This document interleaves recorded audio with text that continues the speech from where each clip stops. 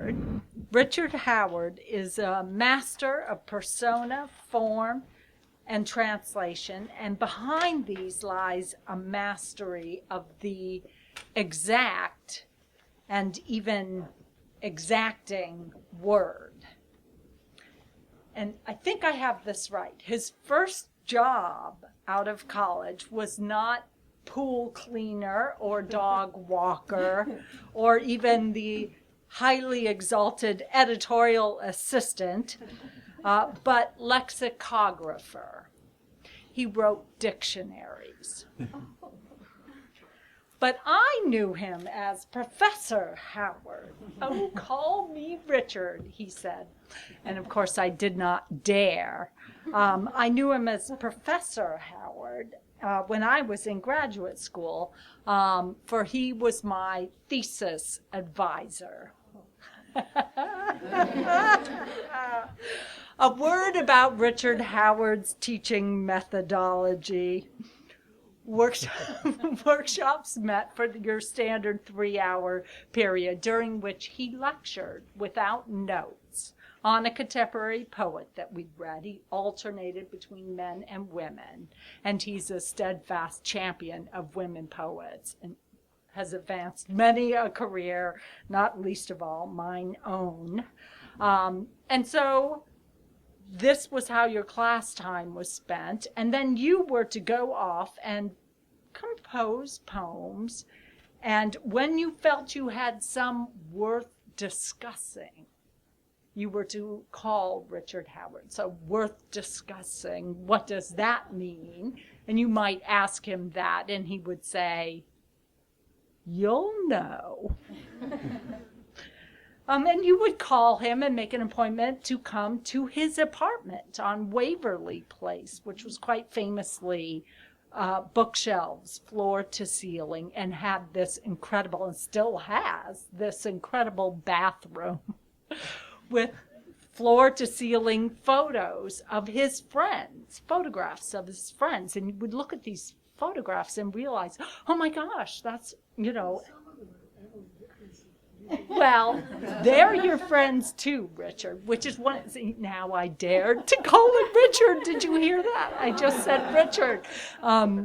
One of the, so you would come with your poems and you would tremble and you would give him your poems and he would look at them and you would sit there in relative silence, although his dog Gide often made much more noise than you did. Gide was expressive.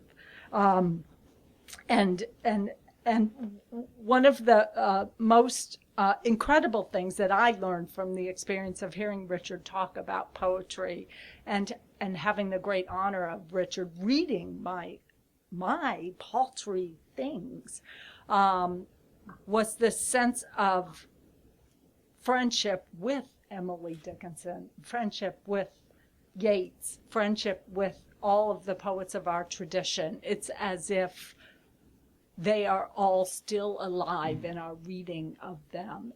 I saw that through your reading of poets living and long, long gone. And it's been something that stayed with me beyond that, and something I hope I can impart to other lovers of poetry. And so that I take away from my time spent with you, along with the immortal words that he gave to me once: "Don't fizzle." So I've tried desperately not to fizzle, and that kind of two-word thing segues nicely into his titles, which are often 2 words. He wrote a book called Talking Cures and a book called, I believe is that Paper Trail, or is that Inner Voice? And he has promised that he will read from his latest book, Progressive Education, as well as some new poems. So I give you now the one and the only Richard Howard. I'm going to read a number of poems from a book that's about to appear, but isn't out yet, called A Progressive Education. 3 words. And the are those And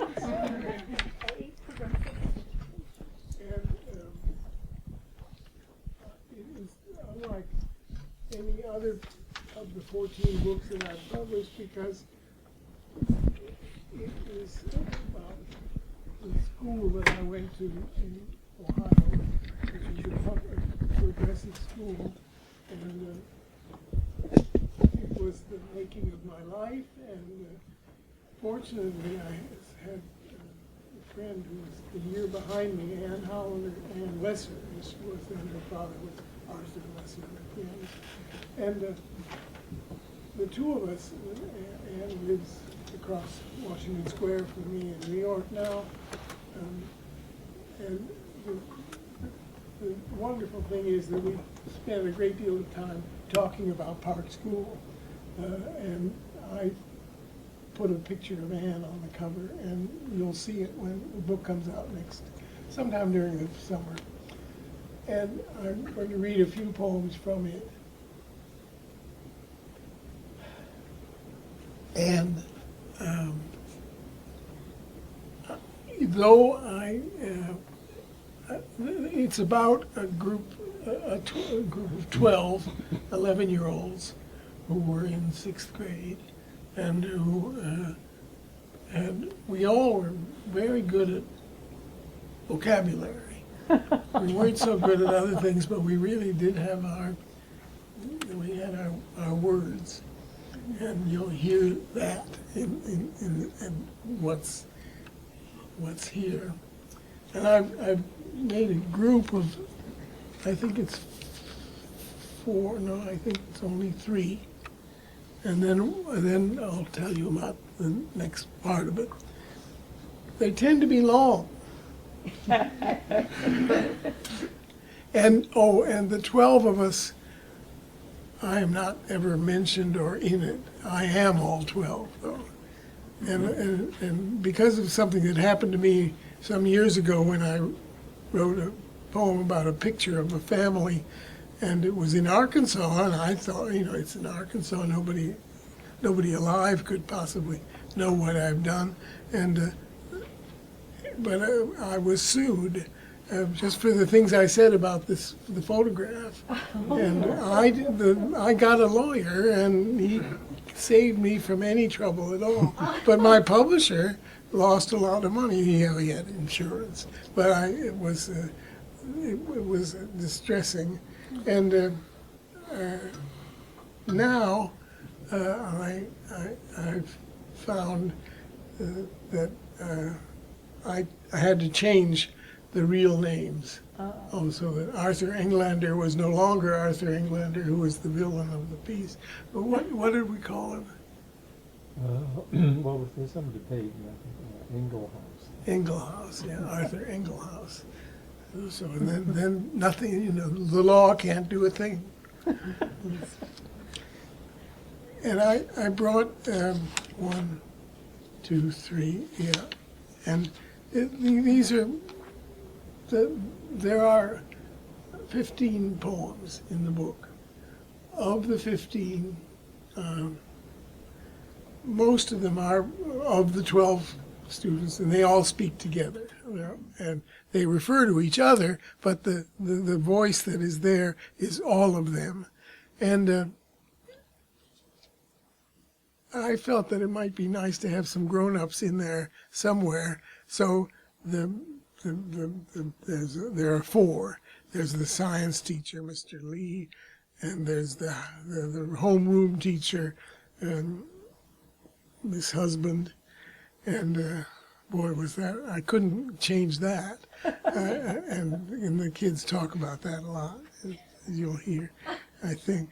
And one mother who comes by, and progressive schools are such that the mothers are welcome, not necessarily to everybody, but they come. And then the principal of the school speaks at the end of the book. I didn't bring those pieces, but if you ever see the book this summer when it comes out, you'll see that there's a little more variety at least in the age groupings than having all 11-year-olds. So I'll read the three poems from A Progressive Education. The first one is called Debatable Questions. Dear Mr. Lee, it's true you told us when the school year began to call you Dinny. And we do in class, but this is our first chance to write an actual letter. And now that the school year is turning over, it seems peculiar to be calling you Dinny instead of Mr. Lee in the salutation, which Miss Husband tells us is how a formal letter should begin, complimented at the other end by a valediction. We'll deal with that part whenever we get there. As it happens, only half our class, just the boys, are writing this letter. In a course like social studies, the girls seem to find it easier to ask Dinny, Daddy, questions than Mr. Lee. Have you noticed that boys prefer asking questions with no girls present at all? The kind of questions boys want answered in your social studies class can be asked a lot more effortlessly once it's understood that they'd be raised exclusively in what might be reckoned as the company of men. For example, how much is owed to society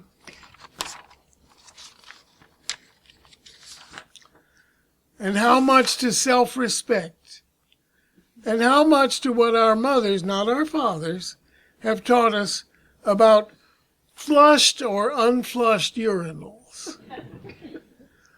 How social an activity is flushing?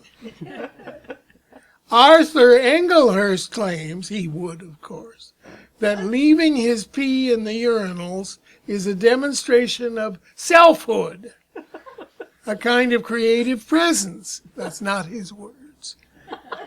He's got a point of view, except that viewing would be the least of our problems. Arthur probably feels that if you flush yourself away, you might not exist. In museums, in railway stations, and in movie theaters nowadays, it's all automatic. You just step back, boom, or maybe whoosh. After which, who could begin to recognize the contempt some men have for themselves and for all of us? It's not as if there was a choice, pulling one lever or another, like voting. It's all or nothing now, or just nothing. Because our manners are made for us by machines. They're not really manners anymore. Manners must be man-made. Flushing. Well, the word itself is a clue. After all, we can flush with our faces as well as with our toilets. Some people don't flush at all, like dogs. And others can't seem to stop. They're not flushing. They're flush. And by the way, Duncan Chu says there's a suburb of New York City called Flushing Meadows. Just think. A whole field doing nothing but flushing. And people actually live there. You know, Mr. Lee, now that we've written you most of our letter on Hamlet's problem, to flush or not to flush, just kidding. It seems a lot less peculiar to talk about it than we first thought. Could the girls in our class have something to contribute?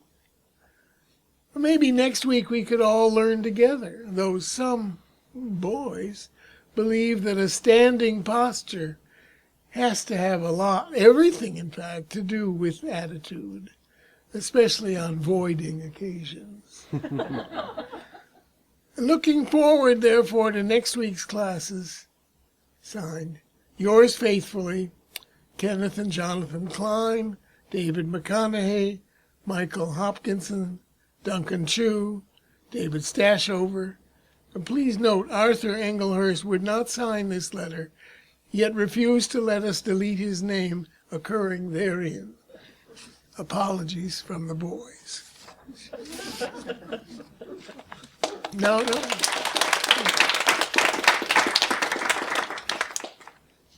Now this little, that's merely a kind of opener. This is called a report followed by a remonstrance. Remonstrance? Does anyone have a preference? No, that in fact the preference for correct. It is remonstrance. Yeah. A report followed by a remonstrance. Dear Mrs. Einon, Mrs. Einon was one of the few younger married women who taught us, and she had a little boy who was 5 years old who was a real monster. But she was a pretty good arts teacher. We liked her okay, especially because to get to her you had to go to another building, and the arts room, and that was nice to be there. And dear Mrs. Einon, we'd like first of all to thank you for conducting our entire Thursday art class on its spring trip just a week ago to the Cleveland Art Museum. In accordance with Park School's tradition, the 6th grade herewith presents its report on this first comprehensive exhibit in the Midwest of what the museum catalog calls meditative creations, and the Cleveland Plain Dealer classifies as monochromatic art. Whatever it was, there was lots of it. In room after vast room of the museum's second-story walls. So in room after room of vast of the museum's second story, walls were literally papered. It's tempting to say, yes, wallpapered, with oblong or sometimes with round or even triangular shapes, each painted or possibly stained one color. And since these shapes were painted or stained by well over 100 artists, men and women alike, there were inevitably, alike here being the operative word, duplications among these monochromes. Let's say there were a number of choice surfaces, all too synonymous with someone else's choice. Who could tell his orange square from her orange square when there was nothing except poor orange itself to constitute a square? Over the door of the museum, someone named Rauschenberg had left his odd device. A canvas is never empty. Isn't that the same thing as being never full? Or being always full? Truth is, the 6th grade hasn't much to say for monochromes, even if artists the world over are making them. Who could even pronounce their names accordingly, from Kuwayama to Jeroen de Riki, proceeding east to west with Eve Klein and Glenn Ligon intervening? What can be said is that almost all of those prophylactic surfaces seem to have lost their nerve after the first application, as if paint, if it was paint, could go no further than a glamorous veneer, which keeps anything else from happening. What the 6th grade spring trip report very specifically desires is to be overtaken. So we left that museum sooner than later. What we really wanted to see was authentic images of naked people to be had elsewhere. Being deceived by so much veil and cloud and mist and screen, so much integument rather than the needed figures. New mortalities. And now, the remonstrance. Dear Mrs. Masters, by now you've probably had a chance to look at the report on our spring trip visit to that monochrome exhibit at the Cleveland Museum of Art. But on the bus ride home, something happened, which we decided not to discuss officially, preferring to make an informal statement you can deal with or ignore if you think best. Of course, you know that for this entire term, the sixth grade has had a guest student from Pretoria, Cal Gibney, whose parents were killed last September in a political riot and whose surviving relatives sent Cal to the States for security. During all these months at Park School, Cal has become the most indispensable member of the sixth grade class. Even though, or maybe just because he's our one black sixth grader who also possesses a super British accent. Cal is always chosen to be our most representative student. Not even Duncan Chu has as many linguistic advantages as Calvin. That's how we see it. So when on the bus ride home from those monochromes, Mrs. Einon asked someone to read us the international list of artists whose work we had just seen, Cal was our obvious choice and effectively plowed through the daunting roll of names without a hitch, and that's when it happened. Mrs. Einon said, "Thank you, Calvin. You did that better than anyone else on this bus. If I closed my eyes while you recited the world's monochrome artists, I would actually believe you were white." Nobody spoke another word until we were back at school. And what word then? Mrs. Einon had taught us space and time, composition and color. But what about black and white?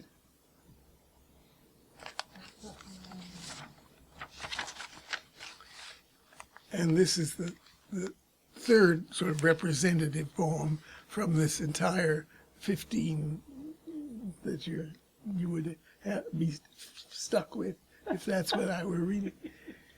What the future has in store. What the future has in store. Dear Mrs. Masters, the sixth grade class of Park School herewith submits our research project for the year 2000. In choosing its theme, we have attempted to follow the guidelines Miss Husband furnished, noting, first of all, our project's awesome date, which appears to be widely regarded as some sort of turning point in history. And second, Park School's official mandate that each project must show some relevance to life as it is actually lived on Earth. A statement not likely to faze our class, or any Park School class, even those less well endowed than our sixth graders in matters of vocabulary. Yet each sixth grade project that we consulted dealt exclusively with past achievements. So therefore, on account of this year being millennial, our own sixth grade class voted unanimously to concentrate on what the future may have in store for us. and how, specifically for this class, our millennium's prospects and promises will eventuate. What has inspired us most, as you're about to learn if you read on, has been a field trip our entire class made only 2 weeks ago. We were still living it. We are still living it. To the reptile house of the Cleveland Zoo. But before we tell you what we learned there about life lived on Earth, you should know, you probably do already, it's a required course, that our 6th grade class has also taken this year what the office calls our hygiene concentration. Most of us prefer calling it by another name, whereby we venture to investigate those so-called human mysteries which upon investigation cease, said Mr. Lee, Park School's science spokesperson. Investigations cease being mysteries at all. What a pity, rejoined Miss Husband, Park School's idealist, when we learned about sexual intercourse between men and women. Some class members claim they knew already.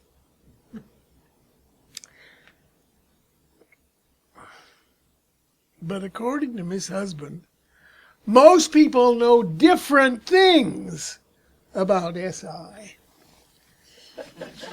Yet what promotes fulfillment in sexual life, these are her actual words, is that everybody should know the same things.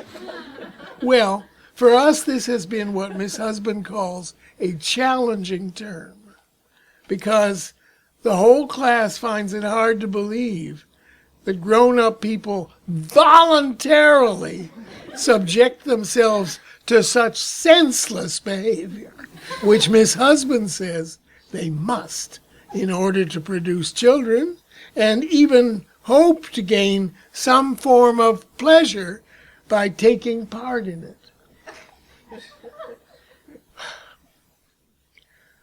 Some girls in our class, Lois Hexter and Lucy Winslow, for instance, claim the film we were shown and the clinical vocabulary Miss Husband employed to describe what invariably goes on during SI made the whole thing seem disagreeable, to say the least, and sometimes really disgusting. All 3 Davids, Stashover, McConaughey, and Halperin, refused to believe that their parents, just to have them, did what we all saw in that film. Now, the Davids are sure that they'd have heard their parents complain about that. Dear Mrs. Masters, perhaps now you can understand how after the disturbing revelations of hygiene, our class responded not only with real enthusiasm, but also with something like hope to what amounts to an alternative view of a future free from the horrors of sexual intercourse. We gained this new vision on our field trip, as we were saying, to the reptile house of the Cleveland Zoo. They have an unusual collection of Komodo dragons there. Komodo dragons, the biggest lizards on Earth, 10 feet long. Dinosaurs, really. Dinosaurs, really solitary creatures that associate only for mating, which their keepers report is so awful scene that now they now confine each dragon in a separate cage. Here's what happens, according to eyewitness accounts. First, the male vomits to prepare himself. Then he flicks his long blue tongue at the female to judge receptivity. If she resists with her claws and teeth, he has to pin her to the ground during SI. With most lizards, it's called covering, to avoid getting hurt. The keepers told us that after SI, it takes a dragon mom 7 months to hatch her clutch of some 20 eggs. And after that, it takes 5 years for young dragons to reach maturity. Maturity means eating baby dragons, 10% of their diet, which have to become fast tree climbers to avoid predation. That's a zoo expression for not getting themselves devoured by dragon dads. We can see why zoos keep males apart from females, and therefore why it must have come to quite a surprise 2 years back for all involved when this one female went ahead and laid a clutch of fertile eggs that managed to hatch by a process called parthenogenesis, which means they don't need SI with the males. Now, this also happened, one keeper informed us, with certain fish. Well, what we'd like to know is,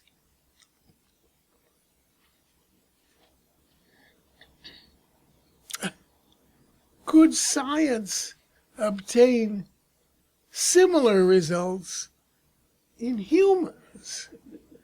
If female dragons can avoid the discomforts and damages of SI by sheer willpower, and that's what it looks like, can't something of the kind be achieved for us?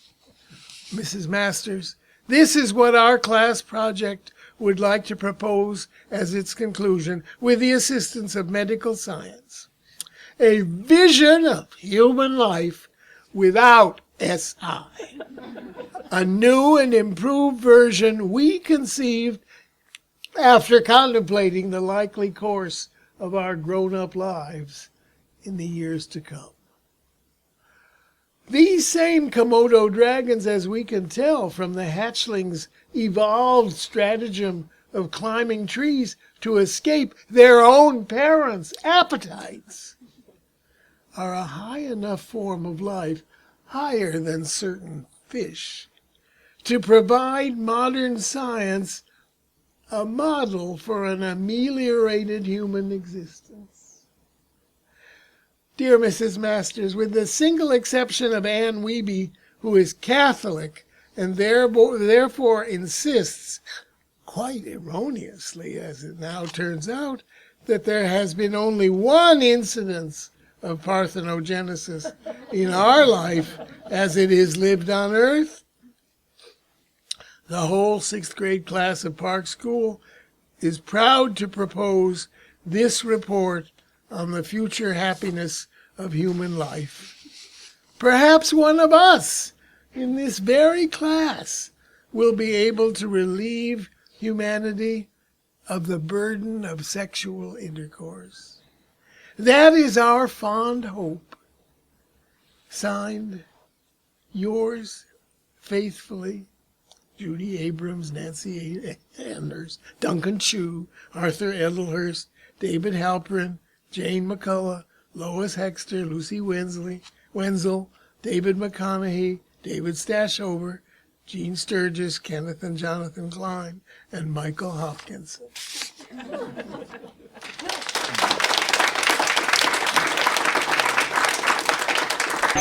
He was Sinatra's right-hand man. He was there at sea. I have been working, I mentioned the fact that I have these I've written a lot of books, and I only recently discovered that if I look back at them, which I sometimes can bear to do, we discover that there are quite a lot of poems about, or sometimes against, Henry James, and sometimes about his victims, that is his characters in his novels, and sometimes, well, he writes quite a lot of different things that make our feelings, well, differ. And I'd like to read one of the poems that's going to be in the Henry James poems are still being written. I have about 8 of them, and there will be another at least 8, and they're quite long, as you see.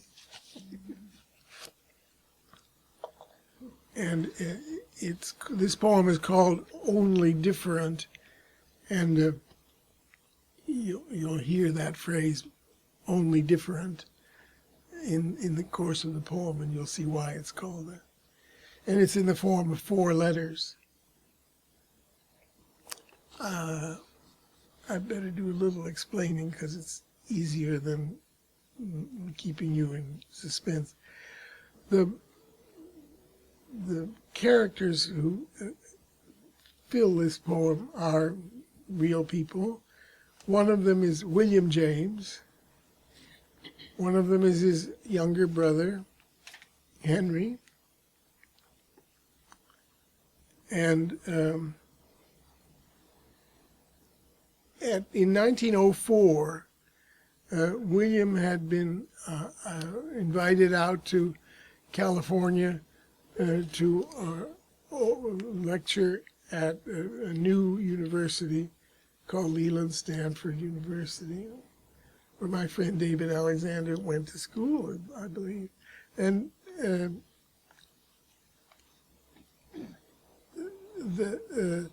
this poem takes place in the very fancy hotel nearby, May 2nd, 1904, and it's written by William James's daughter, Peg, or Peggotty, and William has been out there teaching, and as a matter of fact, Henry was invited out to California. Henry by this time was also quite a remarkably famous writer, although not necessarily approved. But in any case, he had been giving lectures in California for, I think, 3 weeks, and he was quite up and down the state, and he was quite exhausted. And Peg is writing to her father about this. He's back in New England already by this time, but Henry is still out there in California. It was the one time that Henry James ever got to California, and he was there for quite a while. Hotel del Coronado, May 2nd, 1904. Papa, dearest, please don't think for a moment that I'm finding fault. As things turned out, it was a piece of luck that you left behind those 2 late books of his that Uncle Henry last year sent when you were at Palo Alto lecturing on pragmatism and the sense of common sense. You'll soon see why we needed specimens of Uncle's recent work, anything but thick on the ground in this locale.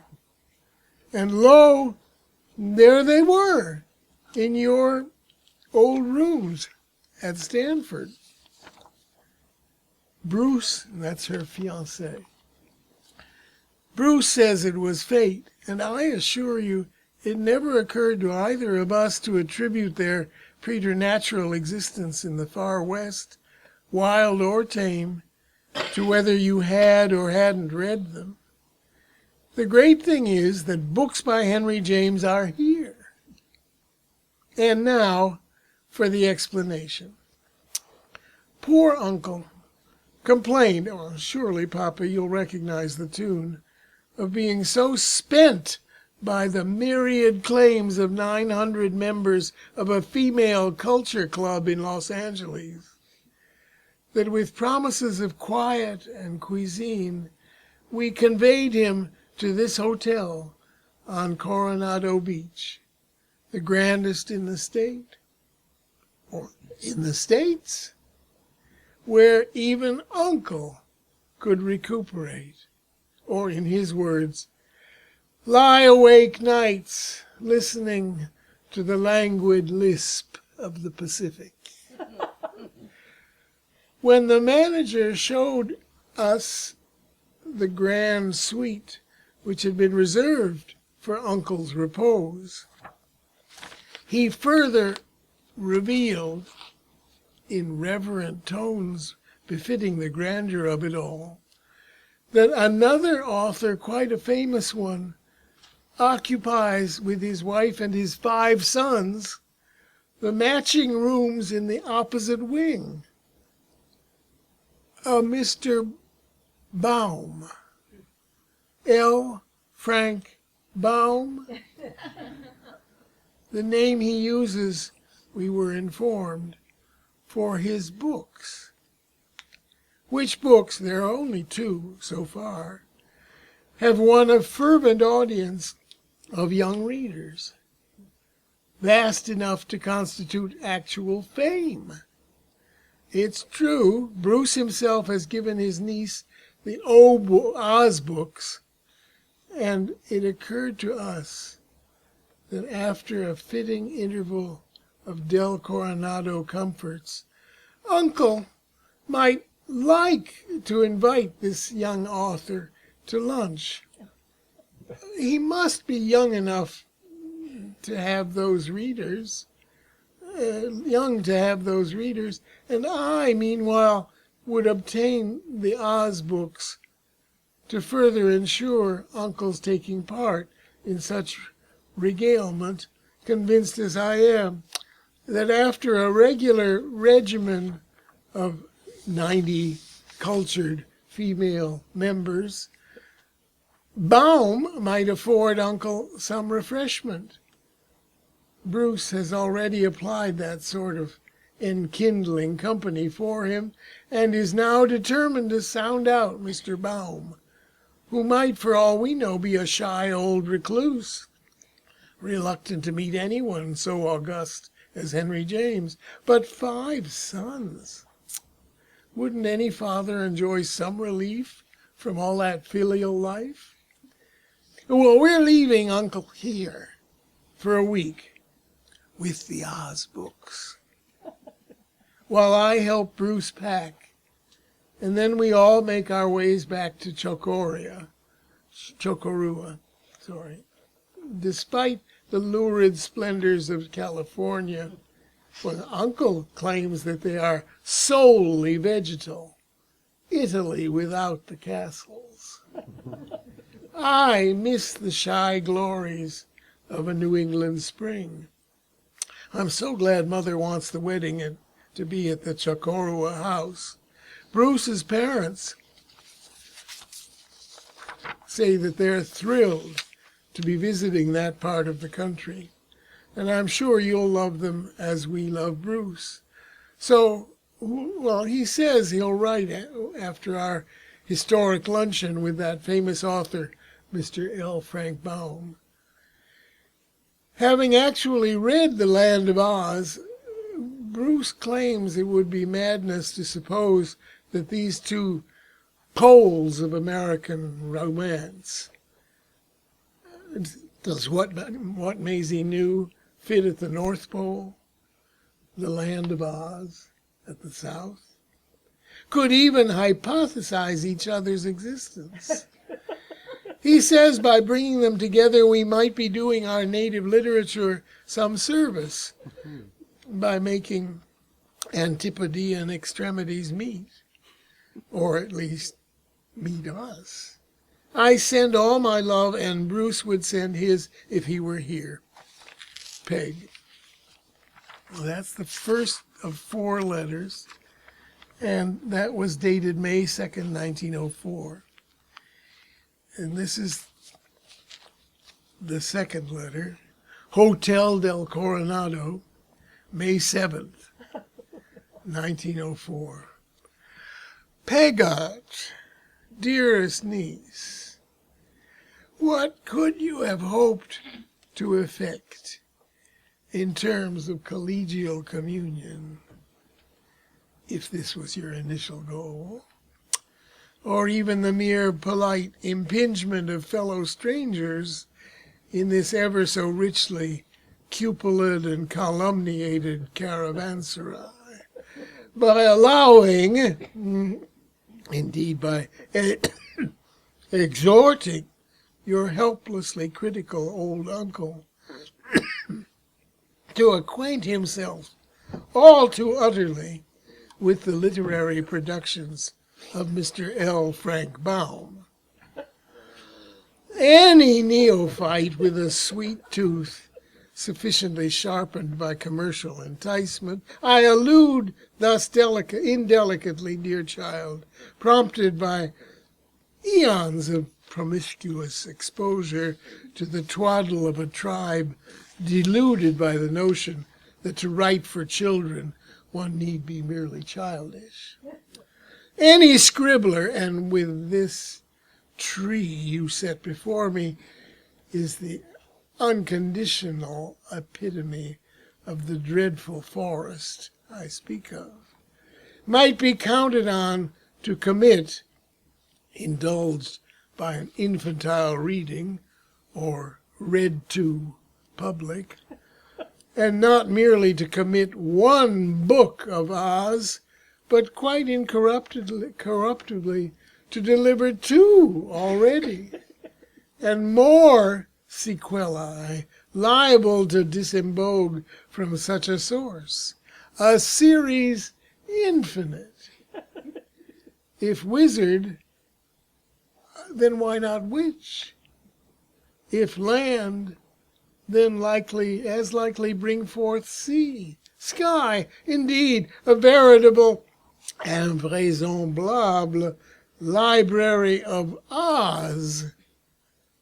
Nonetheless, dear niece, my Ozian, or Ozite, or Ozic dismay has left me neither deaf nor blind to possibilities latent in one suggestive scene, occurring late, but for my interest in the nick of time, in those, alas, far from singular volumes, which you so culpably bestowed, if only to dissipate my ennui hotelier.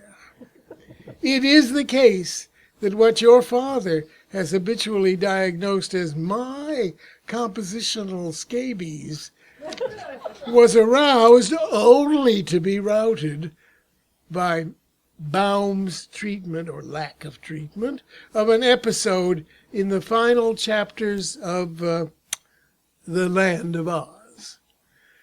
What a betrayal it was to dissolve the spell that a wicked witch had cast upon the one pleasing and the sole plausible human being in the entire galère of ghouls, goblins, and gear-driven gadgets, upon the boy hitherto known as Tip, who by a highly inappropriate, if not scandalous metamorphosis, its real motive being to ready Baum's unwary readers for the subsequent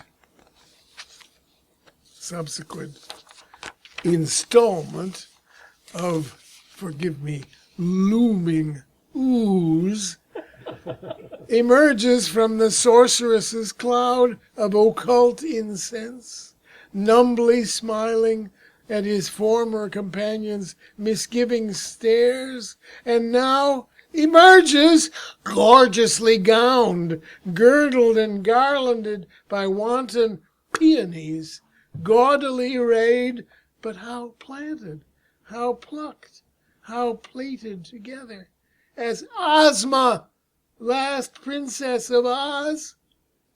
Now, Paget, darling, I still retain, however deep in my dotage I may appear, a sufficient compositional astuce to discern the disastrous pointlessness of turning Tip back into Ozma without having first shown the effects of the princess's consciousness that she had become a boy. Here we have a fable undertaking to account for the composition of true majesty, which, as the ancients taught, involves a double royal gendering. It's all well and good to secrete Ozma from danger as the estimable Tip, but somehow in the process she must know herself as him, and thereafter he as her, instead of which important emblem of royal self-consciousness, we're served a scene of futile consolation offered to the dismay of Tip's old friends, compounded by the princess's unimpressive lie uttered in bland reproof. Oh, I'm just the same as I always was, only different. Now, how inescapably we learn we are never just the same as we always were. Didn't Kate Croy speak words to that effect?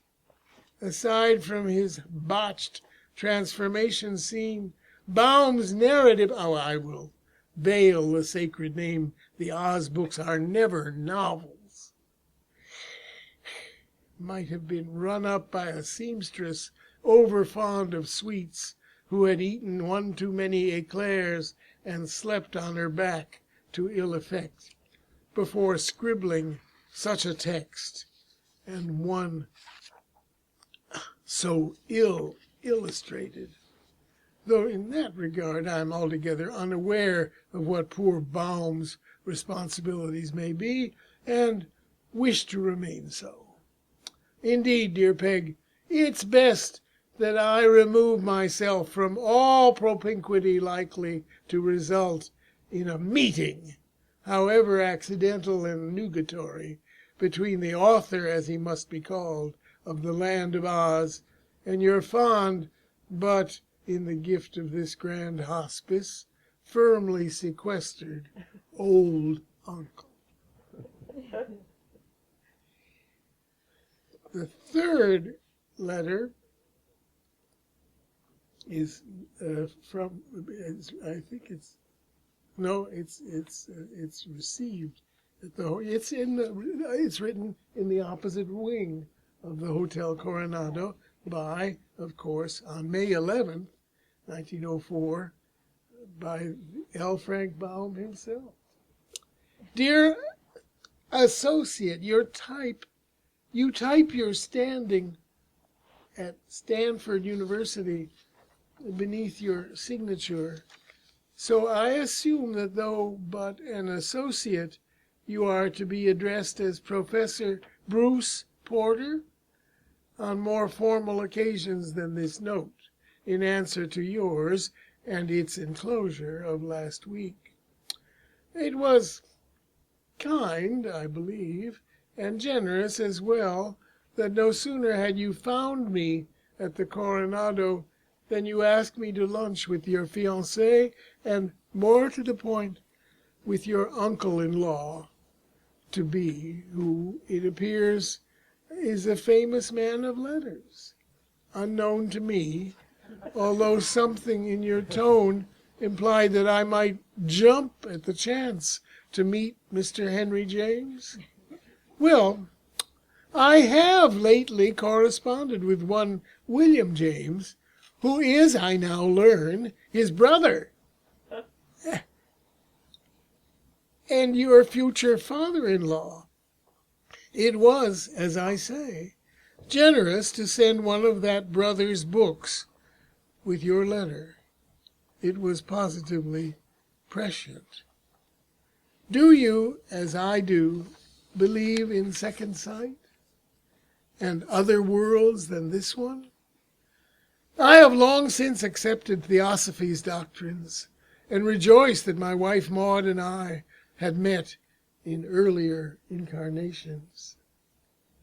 And, like William James, I too attend seances in the hope of obtaining objective evidence of the reality of spirits and the afterlife.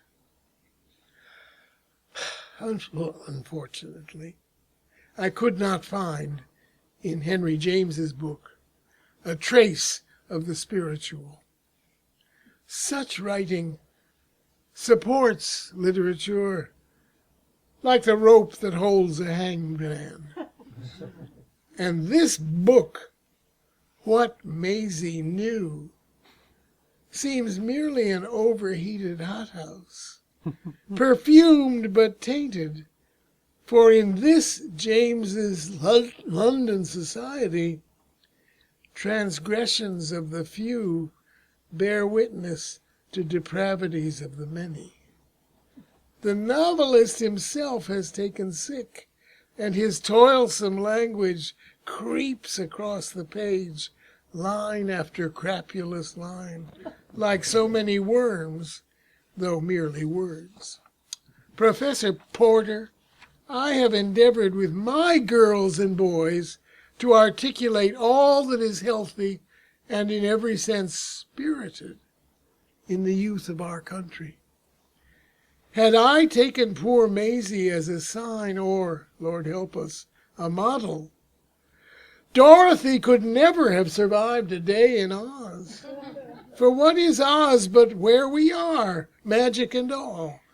At the end, what Maisie knew is what everyone else knows already.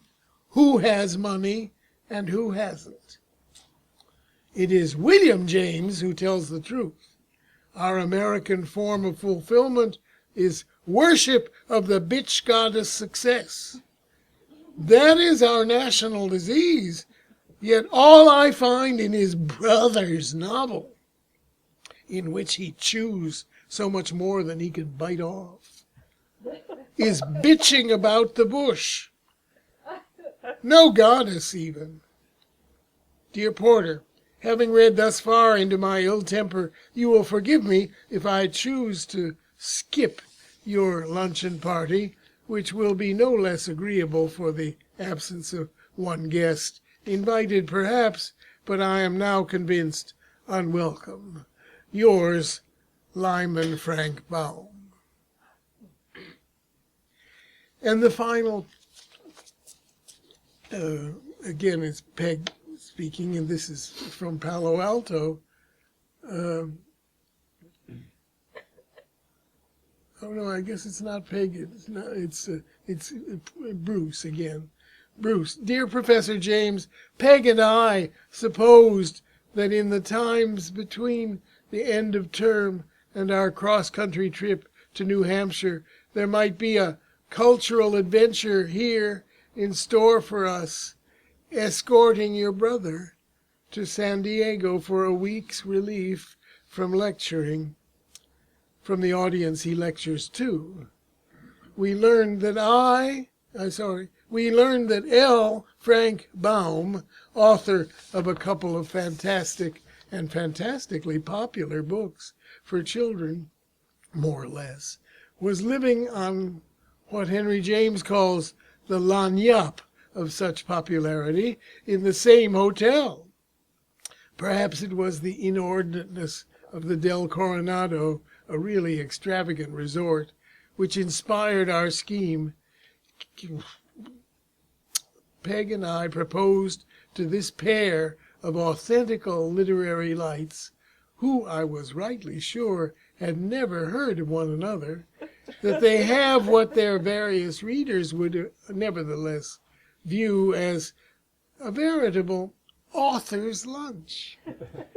An inducement, or at least a safety net, Peg would supply her uncle with 2 Oz books, while I would present Mr. Baum with What Maisie Knew and The Wings of the Dove. Still in your old rooms at Stanford. Thus, forearmed, our 2 masters would know what sort of meal they were in for. Well, by now, I assume Peg has written to describe our project's total collapse. Upon perusal of each other's literature, both authors declined our invitation to luncheon, and I think it best to protect you from the terms of either repudiation. I fear such withholding is a lot like the riddle in one of Henry James's tales. On this occurrence, the only marriage of true minds will be the one between Peg and me, concerning which the 2 of us feel in the clear. Next week, my parents and I leave from San Francisco. Peg and Henry James meet up with us in Chicago to catch the 20th Century Limited. Symbolic enough? With my affection, Bruce.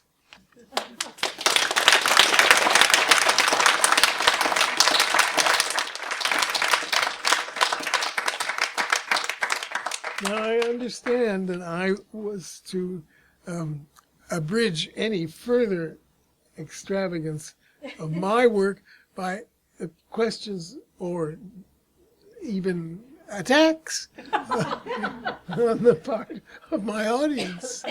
So, shoot. I have a personal question for you. You've been on both ends of the spectrum by being able to attend Columbia as both a professor as well as a student.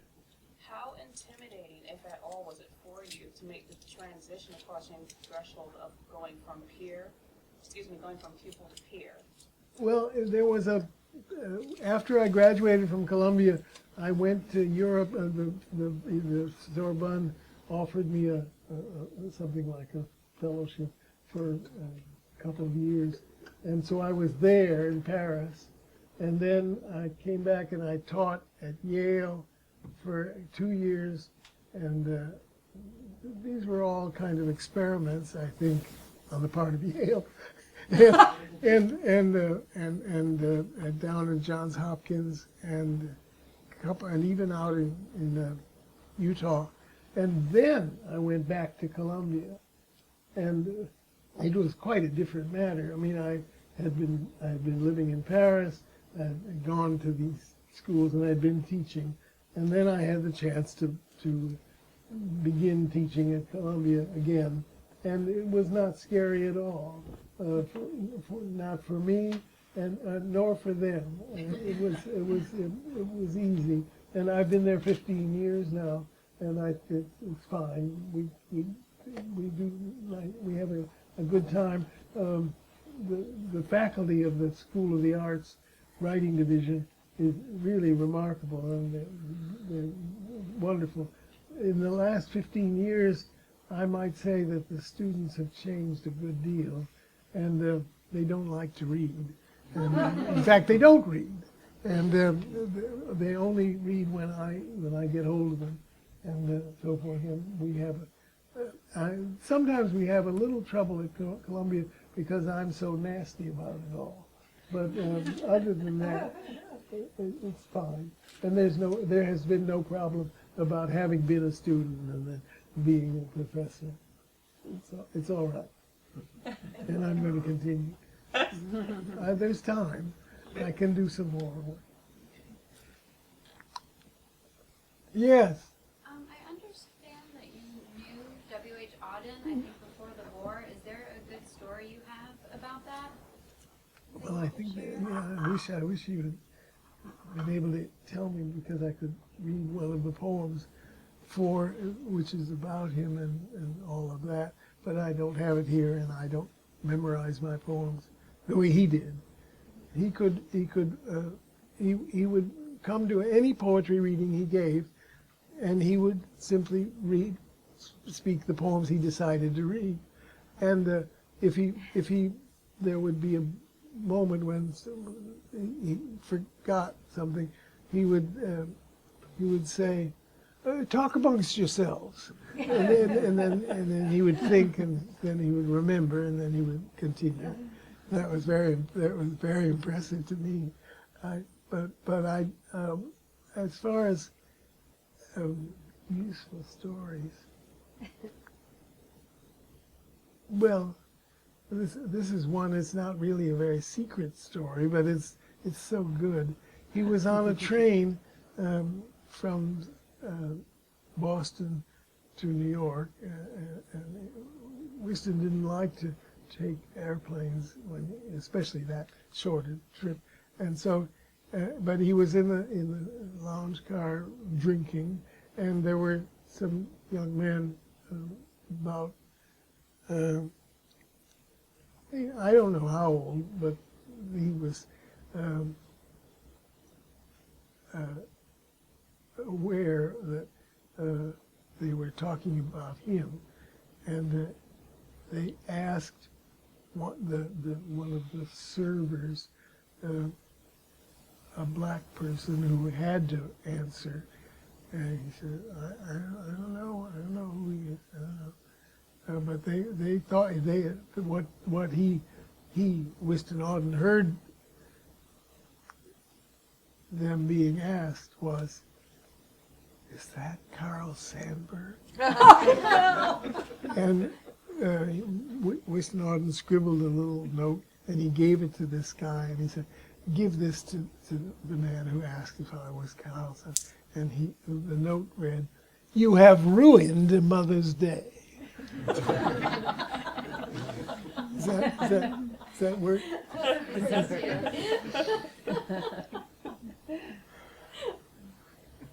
Yes.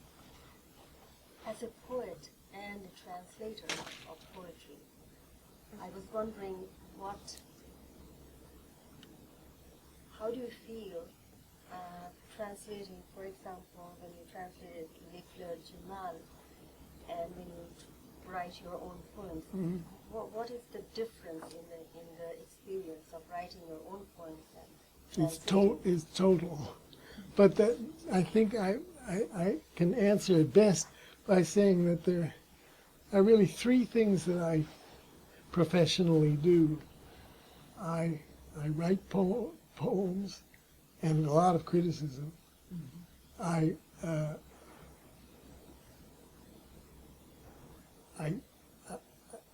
teach literature, and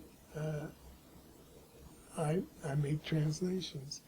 In some way, all of these things are the same thing, and I have found that doing them,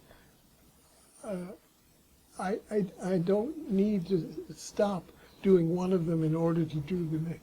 In fact, if I go through a period, as I have several times recently, where I cannot do one of those things, and I'm stuck, as it were, with doing just the others, that it turns out very bad. I really am only happy when I'm doing all of them, and that really makes some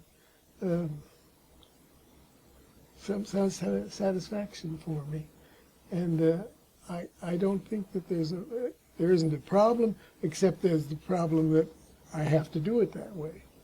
But I do translate. I'm a translator still. I'm translating my second novel by Maupassant, and I'm doing other translations all the time, and I'm teaching, and I'm writing, and continue, and I think that's the answer. I mean, there is no. I don't think there's a question of course they're entirely different activities, and when you bring it to the point of saying, what do you do when you translated Baudelaire and then you have to write your Minji poems? and I well, it's a very good thing to do. You have to, you know, you have to look for the terrible things in Baudelaire in order to be able to bear it. But it's sometimes very hard. And there are in some other poets or writers that I translate. I don't only translate poetry. I translate all kinds of literature. But I do as much as I can, and it's been it's been, oddly enough, I think it's the reason that I'm able to produce as much poetry as I do, of which you've heard a swath, because of the other things that I do. I think it's all one. Can you speak a little bit about how you figured out what your actual poetic form was? Because it's unusual, and you must have tried a lot of other ways of being a poet. No. It was, I was a little boy in a library. The library was I'm an adopted child in a very rich family, and we lived in a grand house, and the library was on the stairs. It was halfway up between downstairs and upstairs, and it was a really tremendous. It was my grandfather's library, and I never met my grandfather. He died before I was born. But I mean, my adoptive grandfather. But he put the library together, and I am an only child, and we were not near other children. I was at school, in the progressive school that you've heard so much about, and that was fine. But at home, I was alone. And I would read in the library, and I would take down the books, and there was the big room all to myself of these things, and it was another life, but it was one that I recognized as something that I could do all the time, and I did, and so I don't think there was any